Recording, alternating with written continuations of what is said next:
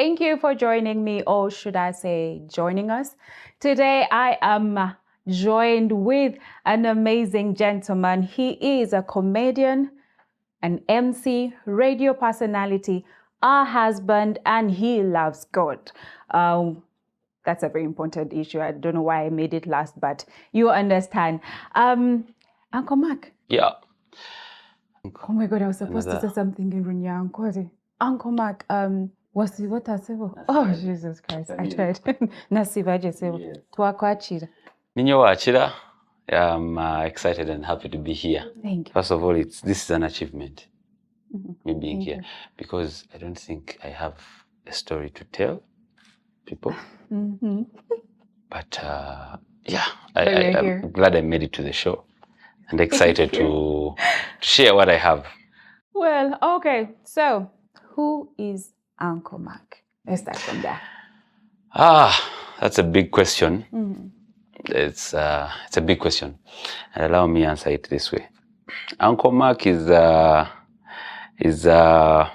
very humble man, humble in terms financially. Okay.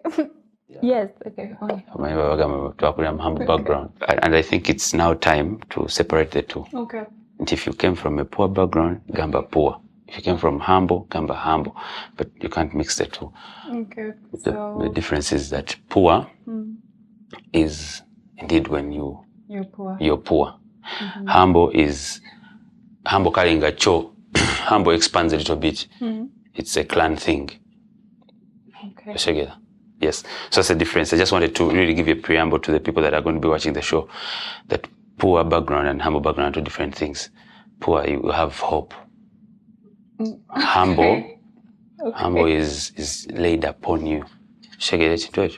So, Uncle Mark is from a humble background. The guys that are in studio with us are making it easy for me. And these are people I'm talking about. The humble people, I'm with them. So I came from, of course I come from Kamwenje, the district called Kamwenje. It's a district after Fort Portal. Some people use the Ibanda route. You know those districts you drive to and you go out. Where do you come from? From Kayunga. Kayunga, you drive for what? 3 hours? Yeah. Now, Kamwenge, you know those districts where you, because Kayunga, Muvamu, you can get out of the bus to, like, for short call, what to buy drinks. Do you do so? I wouldn't know. You planned kid. Now let me tell you. Kayunga, if it's Kayunga, it's 3 hours. Yes, you get out of the bus like once. Kamwenje, you get out of the bus. After 4 hours? No, 4 times. Oh. How long is the journey? That's the question I was waiting for. It's 8 hours. Okay. I remember there's a time I think the last time I traveled in a bus, I thought we were the only ones feeling the journey actually. But until I saw the driver standing up while driving. The stretching. So that's Kamwenje, where I come from. It's a far district. Born there or born in Kampala? Two parents? I was actually born in Kampala. I was born in Mengo. Oh. And and raised from a place called Katwe. Oh. Yes. I don't know how to describe Katwe. Let me just paint a picture you may not know. Where do you stay now? It's Kompimpi around. Where? Ifucho nechitandika nemu. Mwina kusente. Muyenga, munyonyo. Let me tell you, Katwe. Katwe is, I grew up from a place called Katwe. It neighbors the town, the city, actually, Kampala. It also neighbors places like Nsambia. Of course, we later went to Nsambia. But Katwe was that place where, it's actually is still that place. It's well known for thugs and theft. How did you survive? It was, of course, Muitambinji. You would easily lose a vest while you're walking. Like for you would lose really hard things, serious things. You understand? And okay. Yeah, but it was a top to bottom approach to a point that even police stations would close at 6 p.m. They feared you people. They feared thieves. So that was Katwe for you. That's where I grew up from. I went to Katwe schools, Katwe primary, Katwe Katwe secondary. There's someone you say and you see that it's good. Katwe primary. Katwe after Katwe primary, they took me to Katwe United. There was a secondary school. There was a secondary school now for it was called a pass. It sounds like you used to. It was just a. It was the first school that gave me a suspension. Of course, I was escaping. Yet it didn't have a fence. It didn't have a gate. It's good. So that's where that was my life, my 18 years of life, my first 18 years of life. And I left Katwe. How were you as a kid, like academic-wise and, discipline? Nali mwana mugezi nnyo. Just ensi mugezi. I was brilliant. Okay. But of course, in P7? P7 I had P7 yali nzibuzibu muko. There are things I promised myself. I told God that there are things I'm going to. You see, Bagamanti, marriage, you'll be open to each other. There are things I've hidden from my wife, and I will always hide. Like the points you got in P7? Even senior 4. And your wife is a very intelligent woman. Every time I look at my senior 4 results, I tell them, you will never be seen by my wife. That is indeed good math. Because how did you end up? There are discussions I don't want to be part of. To balance the kids. Because there are discussions I don't want to be part of. I'm picturing days and moments where my kids come with reports and they're arguing with their mother, and I come, Daddy, math was hard. I want to be in the capacity of arguing and quarreling at them, telling them this is bad performing. I don't want to be in a place where their mother says, but anyway, your father was also... So what have you done? I'm sorry, Daddy, I'm going to perform well next time. That's a good balance. Yeah, so, that's a good balance. Days of Katwe, of course, I went to Makere. That was now the definition of now the Uncle Mark. Oh. Yes, that was the beginning. What course were you doing? I was doing development economics. Interesting. But now it's deceased. Oh, it's part of this courses, the Waterman. So do your papers work? That's why I'm in comedy. Because on Andy day one. Okay. Andy day one. Andy wala nnyo. But I went to apply for jobs. Oh man. But we thank God. That's the most important thing. Yeah, God. You still found your passion. God, yeah. So you say that's where Uncle Mark came in. Why Uncle Mark? How did that come in? Really, it was a swag thing. Really? Yes, but I had so many people that inspired me. There's a gentleman called Uncle Bob, where I picked the love for the Uncle game. And of course, with a lot of inspiration around me, the Pablos of this world, I have a big team, OJ, laptop, that kept backing me up for a long time. So I went to Makere University as a dancer.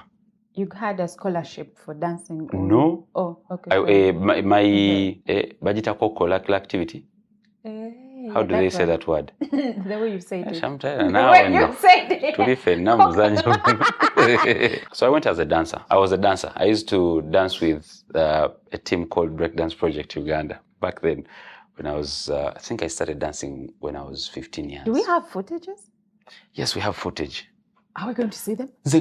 I used to go to music videos to dance. Do we have any that we can? I have a number of them. I have a number of them, yeah. As a backup, or you're really that good at the front? Yeah, I used to be good.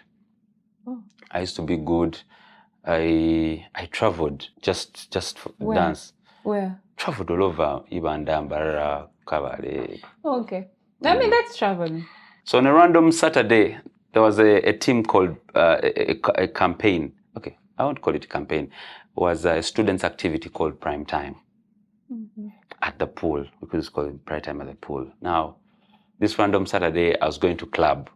And so some of my friends were in different halls, Livingstone, so we had to wait for those guys that were coming from Chikoni. So I didn't want to wait for my room. I said, let me go and wait from the pool. Which hostel was this? Were you in a hall? I was actually in a hall. I was in Livingstone. So Livingstone to the Makere swimming pool, it's just like a 5 minutes walk. Yeah. So I sit at the pool. I see Pastor Martin come out and, introduces the topic of the day, what. There are speakers. And the most important, what caught my eye was, there was a lady called Owa Ebo Mujungu. So she had a concert at Silver Springs by then. And she came up, advertised her concert. She had good music. So they told us, you know what, we want someone to win these 2 tickets. And what are you going to do to dance? I said, you have not sent, you have stood for yourself.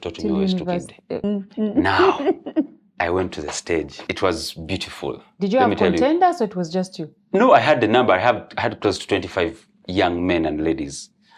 So we battled till I was the first runners up. There was a winner, then followed by me. Of course, the rest didn't get because there were 2 tickets. Oh, okay. So they gave them to me and that guy. Then we went to Silver Springs. We had a good time. We enjoyed the concert. Yes. We had a good time. We enjoyed the concert.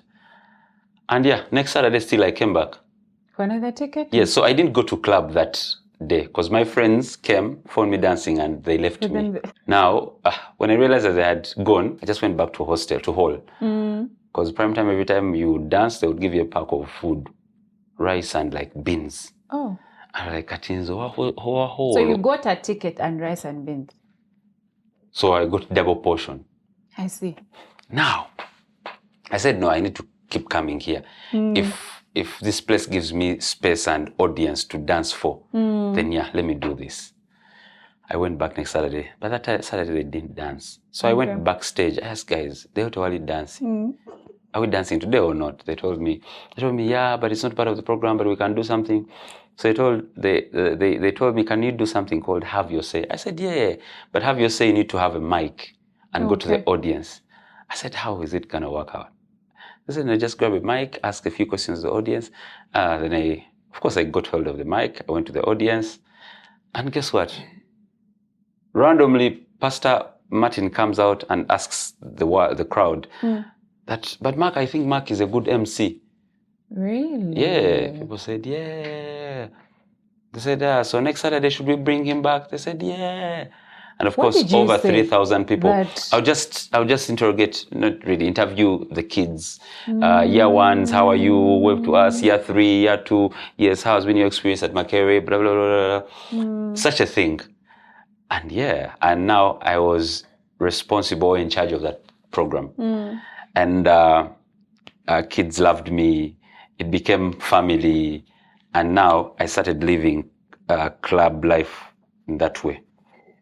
Because I would leave prime time very tired and I didn't want to go to club. Because we go to club, you had to have a mugaga with you. A rich man's kid. So every Saturday the bagaga would leave me. And of course before I was a kid from a humble background. Yes, remember. And you remember that? Remember. Yes, humble background. And I didn't want to waste money. Kati woli nyawe boda ya bidi. Here bidi is a Rolex. At every salary, I think it was like 500. Yes, the Rolex will take you a whole day. So 2,000 was a lot, was something to me. And now I found myself into emceeing. And now I joined comedy, the same style, because everything I would speak, people would laugh. So Uncle Bob comes out and tells me, you know what, man, you can try out this comedy thing. It was a trap. What happened? They staged for me a show. Just you? Yeah. For you alone? Yes. I performed. It was a good show. Were you paid? No. Because it was a student's thing and I loved it. Okay. The second time, because it was free entries. Second time, I had the show after another like 2 months. It was beautiful. So I became a little bit proud. I would not even attend lectures sometimes because I'm funny. What did the lecturers think about that? No, of course, some lecturers knew me personally.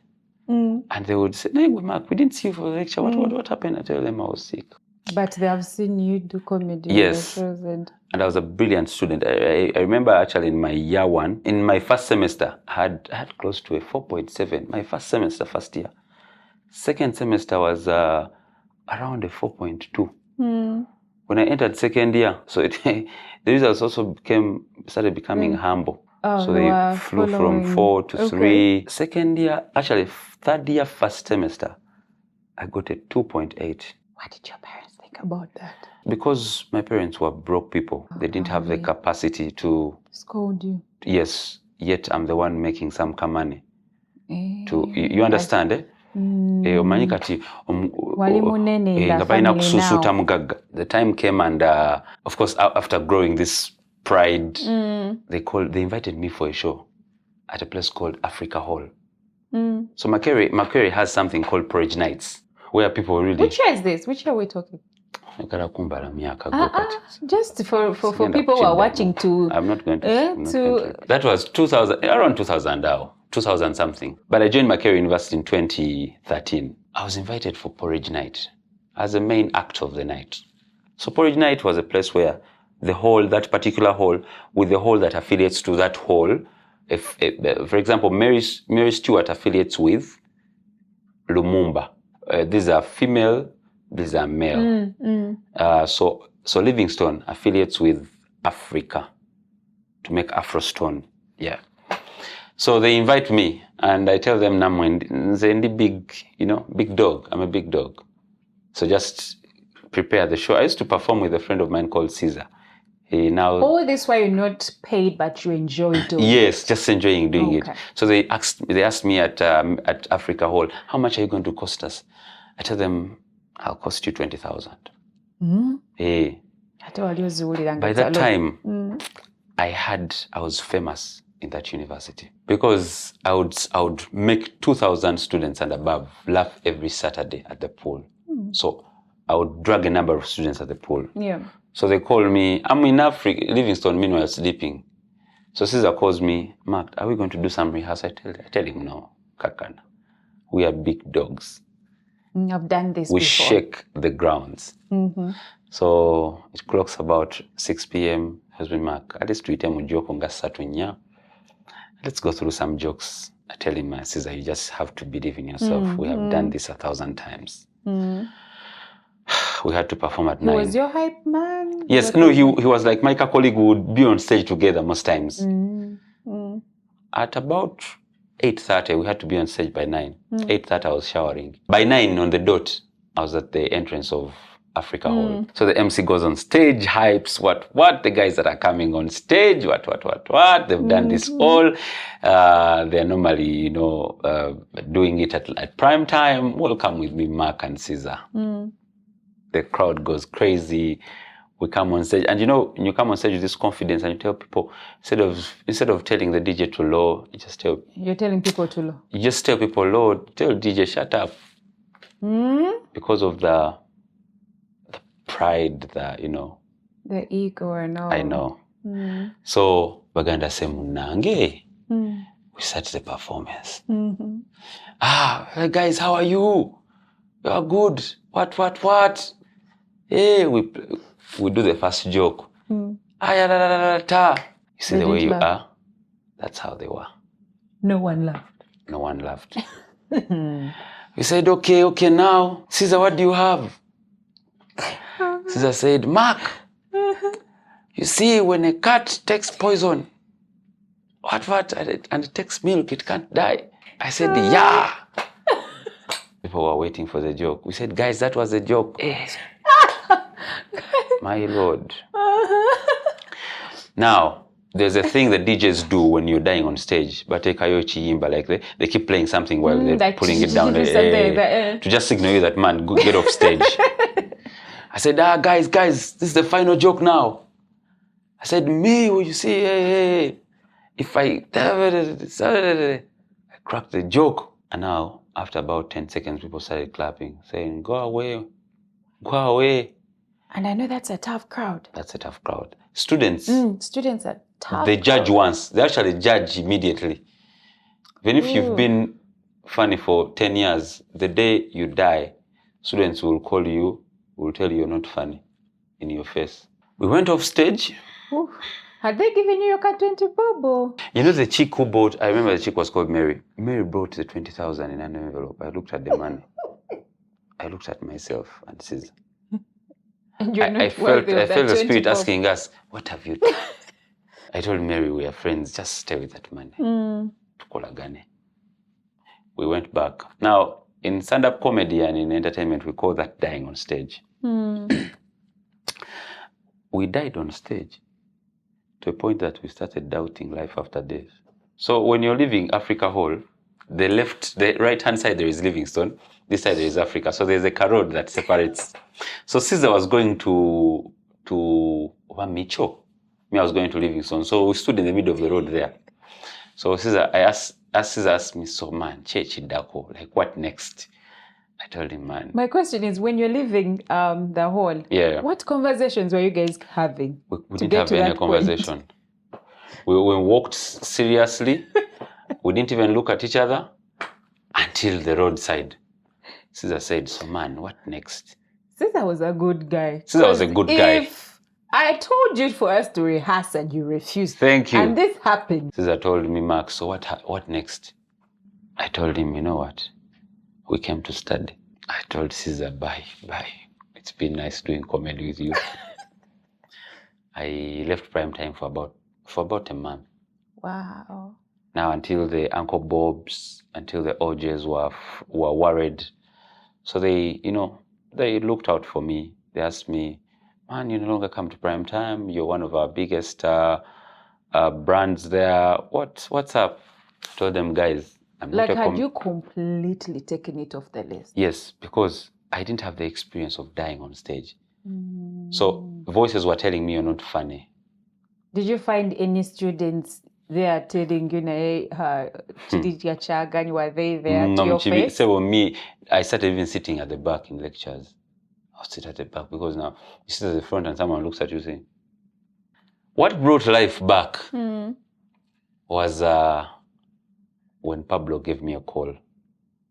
I told him, hey, you Mark, were known, like the. I used to help him carry his bag, what he's going for performing. I would just be there. I used not to perform. Wait, that's a very important. Was that deliberate for you to serve someone who was doing it already? It was actually, I didn't know what he was doing to me. Actually, time came and I thought he just didn't want competition. Okay. Remember, I think Pablo is just afraid for competition. Because I will tell you, I started emceeing at the pool in 2013. In 2013, yeah. I got my first wedding in 2017. How many years are those? Actually, I got my first wedding in 2018 before NDS the comic, so close to 5 years. And there is this young man who gets the mic for 2 events and they feel they want to MC a wedding. Yeah, so that's also a story for another day. So Pablo calls me, tells me, tells me, we need to talk. So he told me how he died on the stage. His death was different and it was hard because his death was exported death. Someone had paid him to go to the US to make people laugh. So you can afford to die from your country. Among your own people. Because you board a taxi and go back to Chisasi and sleep. But he died from the US and they had given him a visa, accommodation, Vichy, and even they had paid him. After narrating that story on how he had died, I felt like I still had life. That's how I joined comedy. That's how I rejoined comedy. It took me a journey. I started doing now, the country best stages. And I got here. I got here over time. I so interested in that process of you with Pablo. Yes. Were you learning? Were you deliberate about learning? That's a very important question. I actually wasn't deliberate about learning. But the good thing, he was deliberate about teaching me. It's interesting. I'll give you a scenario. Sometimes God does things and we actually don't know what he's doing. So over time, I used to inbox this guy. I would even call him, man, mpaku gigi, mpayo gigi. He kept on telling me, yes, he kept on telling me you're not ready. Then at some point I got off the script. Kept on telling myself that, you know what, I think these guys are hard on us. They just don't want us to grow a certain level. But the time I was ready, he actually told me, you're ready. It was an interesting road to take. Should we call him your, what do they call them? The people that God puts in place to help you go ahead. Yeah, of course. Is he still in your life now? With all them? At the foundation. That's good. At the foundation, I have a number of men that have stood with me in this journey. I have a gentleman called OJ. I have another gentleman called Joseph Rabutomize, is now a reverend, but an engineer with all my mentors. Yeah. Their life is funny. Yeah. Oh, thank you so much, Pablo, for keeping talent for us. Right. So that takes me to my next question. Yes. You are born again. Yes, yes. And you are working with different people with different beliefs and religion. Yes. How is that? How do you embrace that? How easy or hard is it? I will say it's been fun, but also if you don't have the advantage that I have is I have been mentored well. Yeah. There are some years of my life that I think, God sends to us angels. Mm-hmm. Everyone has an angel, what. Yeah. But in Zanzibar, in Atuka, I reached a place where God told all angels, okay, stop. Let me calm myself. Before that, when did you receive Christ? How many times? That's the question. That's the question. How many times have you received Christ? Of course, the final time was 2018. When you were really serious? When I met Apostle Grace. Yes. Of course, I grew up from actually a strong Christian family. Ngatezanya. My mom prays nga saba n'olira thunder. Those African mothers. Nga walota nga ente mugoba tenazukusa mmwe musabeni. I still don't, by the African mothers, I still don't believe that. I don't understand that thing. You dream a cow chasing you. First of all, nali sinywa namata. Atwegala nsabire ente. So it's so I had grounded men helping me. So taking that line of entertainment and serving the world at large, I haven't received. It hasn't been actually hard. It's been fun and entertaining, but it's been sensitive in a way that you see so many things you'd prefer to have. You see so many people who would want to drag you into their line of life. There are things you try, nogamba kino si kyange. Chiganya, not because you're Muchiga or you're local, but singacho, chiganya, you even force it on yourself. I went through a life where I would peg around people really to buy their, is it called loyalty?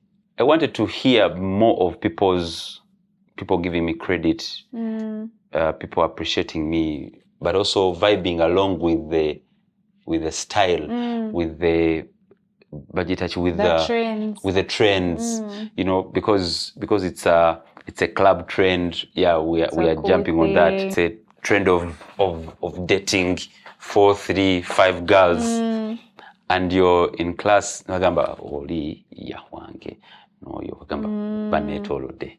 So it was a thing by then. Those are some of the things where I first had challenges paying tuition because in the centers again other resources. You used to give girls money? Yeah, me I was a giver. Really? It's a giver. To some, I would even pay functional fees. Of course, in a tuition terms, functional fees, I'm trying to communicate by then. I told you I would travel. I used to travel as a dancer. So it was an interesting journey at large. But over time, there are people that I feared in life. There are people that I didn't want them to hear that I have failed. And the good thing is there were many people. There were a number of people. Until this one day, the final day I accepted Christ. In 2018? In 2018. What happened? Is it the wisdom that you had received from Apostle Grace? I come to Fanero for the first time. And I see Apostle Grace, of course, to be a new mirror. Tuwabitegera? First of all, Zungu Lungi. There's a lot of English. And of course, there was a lot of depth For us, that wasn't the style in Church of Uganda. Church of Uganda has a different kind of touch of serving God. So this was a different touch that I was experiencing. I said, no. But what I loved, so I said, I'll come back. I said, I'll come back, man. Because even blessing and offer to say, Father, we thank you for amen. So I had a friend of mine called Isaac in a plan. We had met on a shell gig. We're doing a shell gig together. And now I got after the show, I didn't know this thing of protocol. After the show, I see the guy, after the service, I see the guy just right at the stage. The Isaac guy. The Isaac, yes. So I like, hey man, guy, go. Money service where they were the stage. Isaac says, tells me, first wait. I said, she mad, good money wang. He told me, man, just wait a minute, just wait for me right there. So I see Apostle Grace sloping. I'm like, hey, I think they're kind. I think there's a certain protocol here. Yeah. So I stood aside. While I stand aside, the gentleman slopes at the stairs, then makes a single one turn, looks at me, and by then there was a lady called, of course she's still there. There's a lady called Jeanne. Now, he tells Jeanne, I need to meet that gentleman. So when he pointed at me, this is my third time of accepting Christ. And I remember of course there were so many things in the background that the ups and downs, but I had not experienced a certain introduction to God. So he points at me, tells Jean that I need to meet that gentleman. So I look like me. Then the lady comes, takes my details. What's your name? I said, my name is Mark Agaba. Says, okay, what do you do? I said, there's nothing that I do. She takes the details. She tells me, come and meet Mzee on Tuesday in Tinda. So it was a Thursday. Now, on Saturday, that's when I get an interesting dream.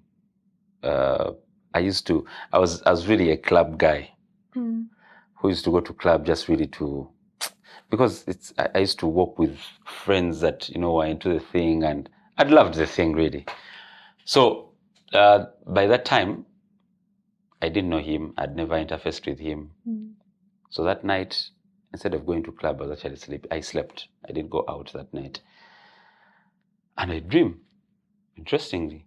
Was it your first dream? It was my first dream of that nature. So I dreamed nga tuli mu bali tukuba muziki tukubagano. And I see a gentleman enter, Apostle Grace. Wow. Calls me into the VIP. And I think he had gone through the club collecting things, like collecting bottles, cigarettes, So he had a lot he was putting in his bag. I vividly remember that dream. So I came, I had a bottle. So he told me, give me that. Grabbed it, put it in his bag, locked, and told me, sit here. So I sat. Wow. And he told me, this year you're different. That statement made me wake up. No manye chiroto chovamu and you want to go back. I tried to sleep. Interestingly, I used not to believe in something called slaying. Nganze man, bintu byokubera ono kankana nedda bro. Until I woke up while I was slain. But the interesting thing was, I woke up while seated. You sit? Nti we yangama mu dream that sit here. I need to stand and entula. Banange. Good. Abantu bazibu. You had to give your life to Christ again. Abantu bazibu mukko. So I woke up while seated. So I found myself like seated. When you woke up from the sleep, you were seated. I was seated. I tried call Caesar, but of course I couldn't do anything. It took me close to 30 minutes to stabilize. Wow. Yes. So on Tuesday, I go with anger. I went to his office with anger because, what are you doing? Interrupting your destiny. Now, I went with anger, by the way. I sat. They later called my name. He told me, hey, you are Mark? I said, yes. Entered his office. Then he frankly told me, I don't have time, but I feel this is what the Lord has told me. You have a great calling upon your life. And this year, you're going to see it come to life. Now, so many pastors and preachers had told me that. Era nga ndi ampulira music this year. You know, when you even crammed the word, what was different with it? He told me the month and what is going to happen. He told me in the month of September, you're going to be all over screens. Then I went, yes, I said, let me wait for September. Because now I had to make a decision from that day whether to accept really to take in Christ or not. September reaches. Actually, a month before September, that's when these NBS, the comic competitions came up, and we were close to 2,000 people who applied. I go through the different auditions, close to 35 auditions and TV plays. I find myself top 5, top 3. How was that journey? What are you thinking about through? Because competitions I didn't think about him in any way. I wasn't even thinking God, Apostle Grace or God. I wasn't thinking about them. I was thinking about changing my life, because there's a time you're very broke to a point that I think even the devil would look at me and say, oh my God. I feel sorry for you. Yes. Oh Jesus, so no man. Get it? I was broke. I would wake up and stand in my room and I ask, there's a time a thief came. We used to stay in Chireka. There's a time they broke into our room. How was the room? Did you have a sitting room, a bedroom? It was just one room. You know those rooms you open the door like this and you see everything that is in the house? That's how the room was. There's a time a thief came, broke into the room, and they actually, after breaking into the room, we noticed that at night someone broke into the room, but they broke the door and again locked it. Like, someone broke the door loss for them that to night. Enter, to steal, to rob you. But they feel sorry. They closed it, Bambi. I said, no, these ones, let's leave them. Wow. Life has already robbed them. How many years are these we're talking after campus? Because I did my campus for 4 years. Of course, the course was 3 years, but there's a year. Yes. There's a year there where I had to relate with other people. Close to 6 years after campus. Wow. Because campus was 2013, 14, 15, and 16. Then, 3. Wow. This is really important for our viewers to understand, because we are in a generation where abana bagala kagwera or something fast. After campus, you want to be the manager, you want to be the CEO, you want to be a billionaire. So it was important for me to know how long was this after campus when you're still, close to 3 years. Being your humble self. And meanwhile, you're doing comedy, but at home, there is fire. Wow. There's a time my mom was told, your son is doing comedy, and says, because different uncles used to tell him, Mwana we hati yashishkara, doing comedy, and by then they used not to call it comedy, they used to say, na kolibia dikura. Actually meaning he goes on stage like with dresses, what he flies in the air. Until one day my mom actually attended the competition that we're doing, the final competition, the final day. And after she realized that actually I'm doing this with passion, with love, she now had to digest it and take it in. So that was what relieved her. But of course, there was a time even uncles came home to pray for me from the village. How was your mental health? How did you keep yourself Lord, sane and alive? Just that I spent most of my time with friends that believed in me. Friends that told me. So you surrounded yourself with the right people? Yes, with the right people. After the competition, because I left that stage with 3 million shillings. Like I'd never held that money. That was the grand prize? Yes, that was the grand prize. Of course, so you won. The winner had 4 million with the car. Okay. So me, I couldn't hit the levels. So I go with 3 million shillings. Wow. And so we're going to Chireka. So we walked from Bugolobi to Chireka. On foot? On foot. Because everyone was watching TV that day, that particular program. So because you're moving it had moved over time. So the celebrity. I thank you, please. Even people would say, "Oh, you see man on TV? Was that the kid that was on TV?" You even wave to them. Is this September? Yes, that was September. Wow. End of September. So I reached home. I remember the landlord was demanding us close to 3 months. We used to pay 70K. I remember that day we even knocked at the landlord's door at midnight. I think you paid up front. We told him, wake up. We even changed him. We used not to call him landlord, Sebo. We said, my brother, wake up. Hey, come and we talk. If you have the guts of talking with your landlord and we discuss how the economy is moving, then you have made it. So we woke up the landlord. We paid him up front like 4 months. We shifted. You even left the money there? We paid him and shifted. Now we went to a place called Rubaga. That was like a week after. You're all moving on this 3 million? Yes. Supplying all my Let me ask, needs. This is September, end of September, you're on TV. Did it occur to you about what Apostle Grace had told you? That's where I was coming.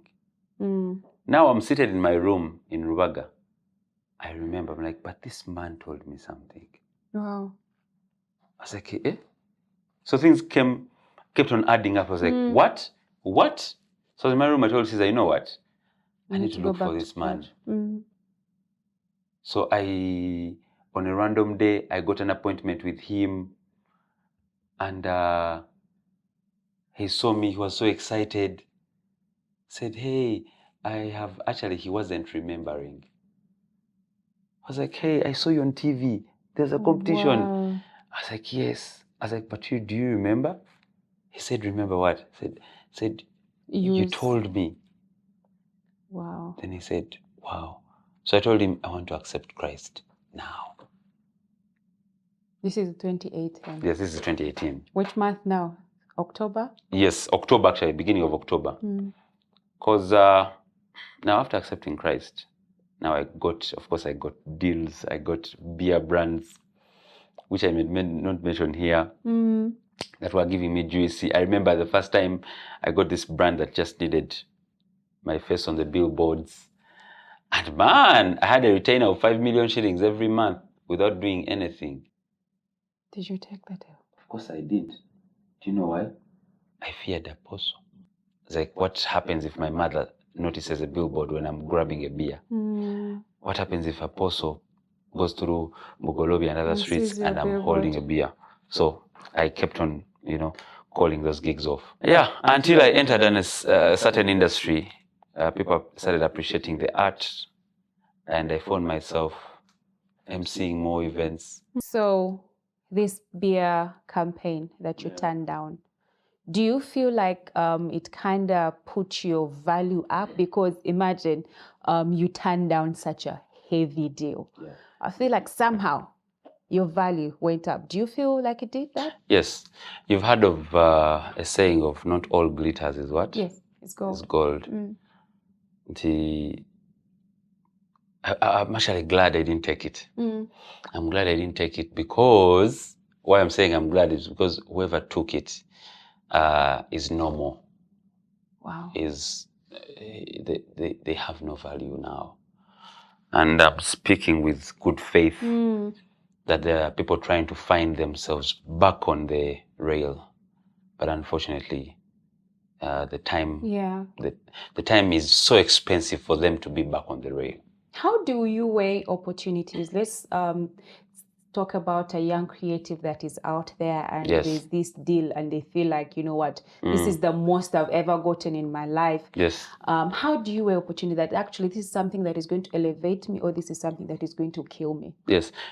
Still, you've heard of a saying that opportunity comes to those that have prepared. Yes. Now, we don't demystify prepared. The prepared people think that you just have to be, let me say, if you're an MC, you just have to always be in wedding meetings. You have to be around people who are preparing so that there you're prepared. Yes. No. The prepared comes from the growth, development, being nurtured, and you being the product so that you may give yourself out. So that's the prepared that people don't actually explain. They leave it at the place of, I know how to speak, so I am prepared. They can't explain what do you give when you speak. Yeah. Because people don't, there are so many great speakers in this world. There's so many people actually who can MC events better than me. But what the difference is on what you offer. Yeah. If someone is to give you 5 million shillings, just MC a wedding. What do you live with us? There is the unseen world that you create in that place. Yeah. That only comes with preparedness. Is it safe to say that we're talking about preparedness of your heart, of your mindset? It's a 360. Yeah, it's a 360. Your patterns, your values, your foundation. We've seen beautiful houses collapse because of the foundation. Me, when I started getting scared of my foundation, back then we used to have people called godparents. Even now, we still have them. I don't want to go. Don't you think my godparents just accepted Christ recently? Godparent. Accepting a Christ. So what was he godparenting me? And so it's a 360 realm from the mind to the biggest preparedness is actually the mind. Yeah. We have to leave the realm of people doing work as a gig. And we go into a place of people being deliberate about blessing other people. Yeah. If you're into hotel business, are you able to... What are you offering? Thank you. Are you able to make that meal so that it blesses me for me to keep coming back for that blessing? Or you just have to really... you have money, so you hire good chefs to do the business without preparing your mind on loving that business. Yeah. So it's a 360 view of things that I think so many people have dropped. Because someone speaks good English, they think they can actually be an MC. The word MC has nothing even about speaking. It's just a master of ceremony. So you can be an MC with... I think Jesus, Moses. One of the biggest risks in the Bible, in the history, is God depending on Moses to rescue the children of Israel. Estamara. Yes, you gave him someone to help him. But just imagine Moses reaching Pharaoh and Pharaoh. God of... Yeah. So there's so many things that go, he sent me to rescue the children of Israel. You understand? Yes. How can you depend on the stammerer? That shows you how the impossible can actually be used. You literally, what you're trying to say is you have to be full. You have to give what you already have. Yes, what you already have. Should we call that also authenticity, part of authenticity? Thank you. Talking of values, mindset, and all that, what are some of these things that you have to wake yourself up to daily that actually created the man that we see? The first thing, the Baganda have something called Oksigala Kulaini. If you came from Katwe, stay like the boy who came from Katwe, but with a vision to change the world. That's powerful. You understand? You stay the boy from Katwe, but you don't stay the Katwe boy. So your foundation, your genesis is from Katwe, but you're into this world, so you bear a bigger vision than Katwe. Like, how do I go from here to impact the world? So osigala kulaini. Just imagine, I'll still go back to another story. You know, there's a time where the guy reached before Pharaoh and he had to drop his stick or rod, and the thing turned into a snake. I think I couldn't rescue the children of Israel. How many snakes have we failed to pick up and we are missing our opportunity? Checho. And you know how the snakes come? Because those gigs don't have money. For us, actually, one of the things that have kept us is because we do work not as gigs. We do work because we know that we are the best people to do that work. We've been positioned to do it. So it's our responsibility to do it. But you at this age, you hear someone who just started last year and they are saying, the first question is, Muina Maker. Yeah. So coming back to the values, staying on that main road that brought you, it's as small as this for you to just wake up one day and turn. It's very easy. Yeah. We've seen so many testimonies and people do so. Yeah. But secondly, to know that there is a power beyond you. Tracing back to my story in Afrostone, I don't think that was my mistake or my problem. I have a feeling God deliberately did it. He was trying to slow you, like saying, you're running so fast. Calm down, relax. From that time, I started believing in a power above me. And then when I accepted Christ, finally, I knew that this is the power actually that guides me. So whatever you do, wherever whichever part of the country you're from, whichever region and walk of life, whichever affiliation, whether Islam, Catholic, whatever, just watch that power and believe in that power. That takes me to, again, another question. Relationships. Yes. Connection. You've talked about mentors and all of that. How important is that?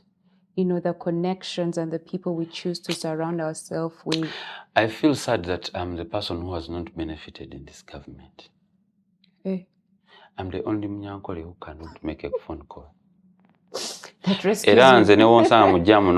I can't say let me call someone. Like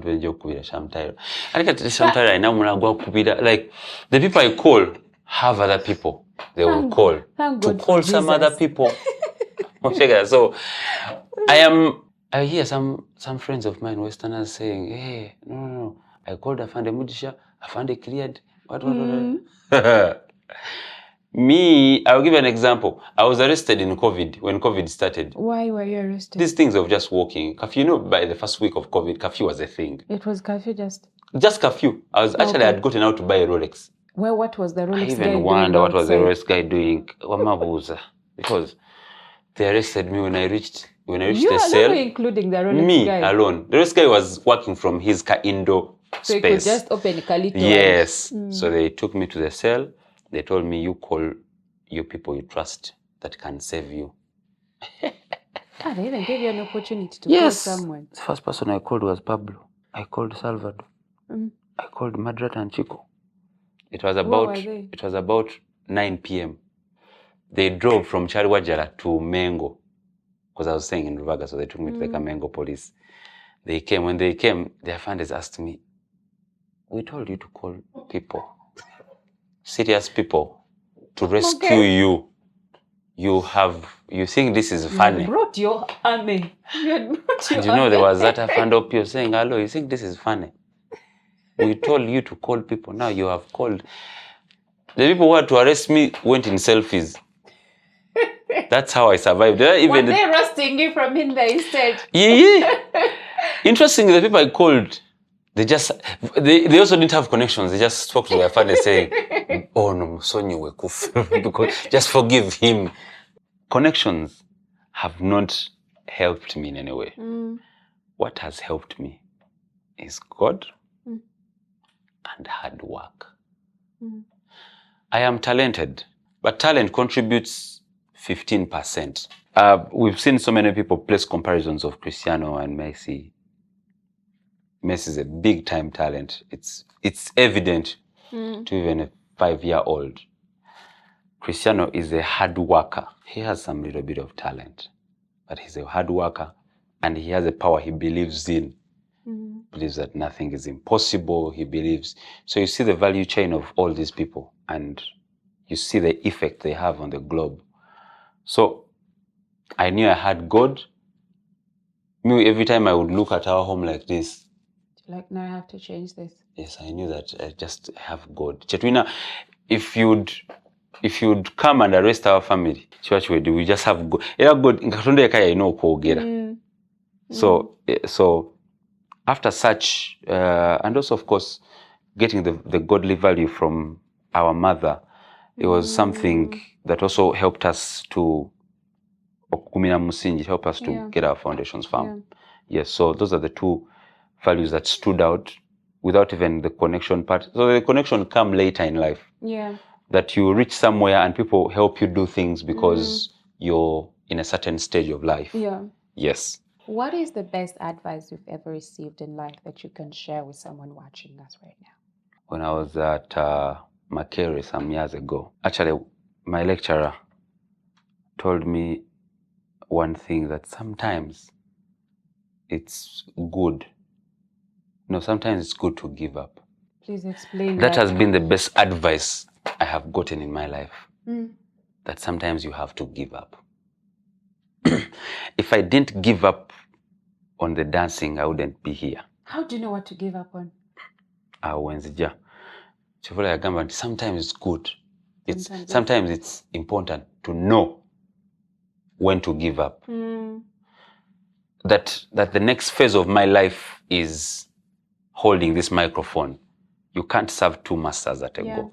You need to give up on one. So there's a time I looked for jobs and I felt like, okay, now I had to just sit back in the chair and say, okay, one good day, you win, you come out. So that was also a phase in my life. And if I didn't give up the dancing, the searching for jobs, I wouldn't be here. I wouldn't actually be on this interview. So the when to give up has actually worked for me. What I'm getting from this point is you let go of one thing, stop searching, yes, and you looked inside you what you can do, yes, what you can offer, what has to grow in that stage. Yes. Because one thing gets you into another. There's what they call self-discovery. I see young men of 25, 26 saying, I discovered myself. You see, self-discovery is an interesting journey. I went to university as a dancer, as a photographer, I didn't know that I would MC. I would do certain things, but over time, the 5 things I would do, right now I do 2. And I still believe that in a few years to come, I'll be a different kind of man. Yeah. I also believe that at 50, we can see people like Steve Harvey, started as a stand-up comedian, into acting, into motivation speaking. Now he's a book writer. From book writing, now hosting live shows. Yeah. So self-discovery is an everyday journey. So it gets me to a point of every time you know when to give up on this, you must give up on this for you to move on to the next chapter. That brings me, there was a time I was having a conversation with some lady who was saying people do multiple things at the same time because they're trying to earn here and there. But the problem is they have not mastered even at one. Yes. From your story, you gave up what you had to give up, become a master at one that has actually given birth to all these other things. Right. To someone watching that is still maneuvering through so many things, what would you tell them now? 1, know what introduces you. That's good. Know what, I'll tell you, when you speak, if to someone who knows me, when you say Uncle Mark, there's something that introduces me. Yeah. And when you know what introduces you, you know what you can give birth to. You know what you can, you know what you can give to the world, give to the audience, and you also know how to grow towards greater heights. Yeah. But also, there is what they call believing in yourself. But as you're believing in yourself, believe in others. Yeah. One of the things that has actually grown me is because I look out for people who are like me, to grow them, to pour water on them. It's even your birthday, like, pouring, and also being deliberate on doing what you do best. I'll give you, and giving my last remark, we are into a day and age where people work because work is available. Yeah. In economics, we used to value something called customer retention. The thing you're doing now, can it be the same thing with the same cream, with the same energy and greater after 5 years? Because so many good people come up and 2 years, 3 years down the road, they can't do the same thing they used to do. It's sad. Yeah, it's sad. So I pray that whoever is watching this piece out there, we stop looking at work as a gig, as just a deal, as just a let me jump on this, I get some money, but as a deliberate push that I am here to deliver this and change something in this industry. But also, it's not, someone might ask, how do I grow? How do I know that I've grown, and how do I price myself? Yeah. It's not you to price yourself. No. This industry is so interesting that your price will sound when people at the mention of your name. That is good. But isn't he expensive? That is what we are looking for. We're not looking at you placing your price, because if you know your price, then that's deadly. That's deadly. That's how cheap you are. Like you've put a price tag. A price tag on yourself, and you can't let the market price you. That's deadly. Like the market can't see your value. Exactly. Exactly. That's why when they tell you if someone is in the ICU, you're like, oh Lord, but one night is like 500,000, because that's how much expensive that oxygen is. Like, everyone will have, the market price will judge, like everyone will have a picture of how much you're spending. So work hard until you can't be resisted. Work hard until you can't fight competition with competition. No. You fight competition with delivery.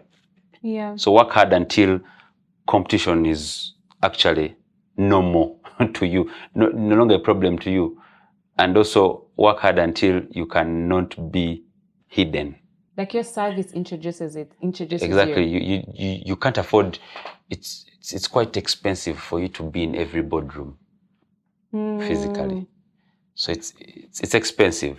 So the only way you can be in boardrooms without you being there is working hard, so that your ambassadors and you employ so many people to speak for you in your absence. That is so powerful. Yeah. Before I ask my last question, what don't we know about Uncle Mark? What don't you know about Uncle Mark? What you didn't know is my wife is expecting. Yeah. For real? Yeah. We are expecting a trip. A trip. Really? One last thing you leave to someone watching. They are a young creative, want to get into comedy, maybe MC or radio. What do you leave for them right now? Do everything that comes on your platter. But most importantly, just have a picture of what you want to be. The reason why I'm saying do everything is because the journey of self-discovery, a few things introduces you into offices and people, but a number of things will trim you up and put you there. So do everything, and don't give time for people's judgment. I remember the years especially after that performance where people says, people used to say you're not funny. So if I had that report up to now, I wouldn't have benefited anything. Yeah. So do everything apart from being a motivational speaker. Wow, thank you so much But it started with one feather. Everybody that has watched it, who knew that Uncle Mark is just he doesn't just make you laugh, but he carries a lot of wisdom. Sebo, thank you. Pleasure. Thank you so much for inviting me. Your story has really been a blessing, I'm sure, to everybody and me. Just that your show is going to, of course, bring me more issues. People are going to call me Abamanja. So I'm really, let's just put it out there and enjoy. He has money in dollars. We shall handle one by one. Talking about. Thank you so much for watching and being a part of this beautiful story. See you in the next episode. I love you. God loves you more.